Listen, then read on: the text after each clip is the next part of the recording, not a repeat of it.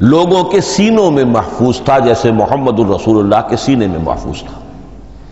ان علینا جمعہ، وہ جمع حضور کے سینے میں کیا اللہ نے۔ اسی طرح پھر صحابہ کرام بے شمار جو حفاظ تھے ان کے سینوں میں محفوظ تھا۔ دوسرا مرحلہ کب آیا؟ جب حضرت ابوبکر صدیق کے عہد خلافت میں جنگ یمامہ میں بہت سے حفاظ شہید ہو گئے۔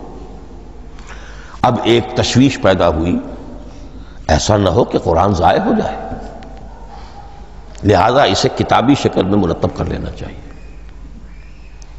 اس کے لیے پھر بہت سے صحابہ نے حضرت ابوبکر کو اپروچ کیا کہ جتنے قراء ہیں، جتنے کاتبین وحی ہیں، ان سب کو آپ جمع کیجئے اور جمع کر کے اس قرآن مجید کو ایک کتاب کی شکل میں جمع کر لیں۔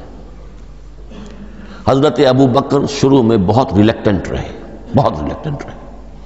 ان کا ایک خاص مزاج تھا، اتباع رسول کا جذبہ انتہا درجے کا۔ جو کام حضور نے نہیں کیا میں کیسے کروں؟